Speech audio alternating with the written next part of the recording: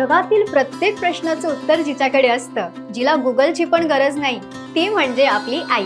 तुम्ही कितीही मोठे झालात तरी तिच्या लेखी तुम्ही नेहमी लहानच असता. आज आईच्या काही खास सवयींबद्दल बोलूया. आपण एखादी वस्तू शोधत असू आणि आईला विचारलं की जगातलं सर्वात भयानक युनिव्हर्सल वाक्य कानावर पडतं. मी तिथे आले आणि ती वस्तू मला सापडली ना तर बघ तू. आणि कमाल म्हणजे ती येते आणि ती वस्तू समोरच असते. जेव्हा आपण तिला उलट उत्तर देतो तेव्हा ती तिचं हुकमी अस्त्र बाहेर काढते. ते म्हणजे इमोशनल विक्टिम कार्ड. 9 महिने पोटात ठेवलं तुला, ते काय हे ऐकण्यासाठी?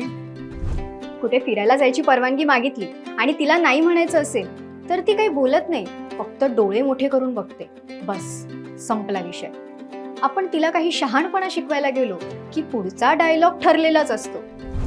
तुझ्यापेक्षा जास्त पावसाळे पाहिलेत मी, मला नको शिकव. आणि तिच्या कामांचा स्कॅम तर नेहमीचाच. ती कामं सांगते, आपण ते करायला जातो, पण आपण तिथे पोहोचेपर्यंत आईने ते काम उरकलेलं असतं. आणि मग येतं ते अजरामर वाक्य, मी आहे म्हणून हे घर चालतंय. कधी कधी तिचा राग एक्स्ट्रीम लेवलला पोहोचतो.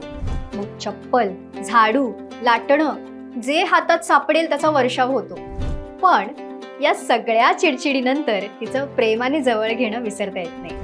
आपण भूक नाही म्हटलं तरी अजून एक घास खा असं म्हणून प्रेमाने भरवलेला तो घास, त्याची चव जगातल्या कुठल्याही 5 स्टार हॉटेलमध्ये मिळणार नाही. आई सगळी कामं निस्वार्थपणे रेटत असते आणि कुठेतरी आपल्याला हे माहित असतं की आपली लेडी बॉस कधीच चुकीची नसते. आज आपली आई डिजिटल जगात रमतेय, शिकतेय. युट्यूबवर रेसिपी शोधणं असो किंवा व्हॉट्सअपवर काहीतरी शिकणं, आई आजही स्वतःला अपडेट करते. तिला ते शिकताना तिची तारांबळ उडते. अशा वेळी तिला ओरडण्यापेक्षा तुमची चिडचिड बाजूला ठेवून तिला शिकण्यासाठी मदत करा. वाटलंच तर एखादा टोमणा पण मारा. एखादी गोष्ट तिच्याशी शेअर करण्याआधी कधी इन्सिक्युरिटी वाटली नाही. आई आपली पहिली बेस्ट फ्रेंड आहे, डॉक्टर आहे, हक्काचं ATM आहे आणि जगातील सर्वात मोठी ॲडवायझर सुद्धा. पण खरं सांगू, आपण अनेकदा तिला खूप बोलतो, तिच्यावर चिडतो, पण तरीही ती आपला राग मनात धरत नाही.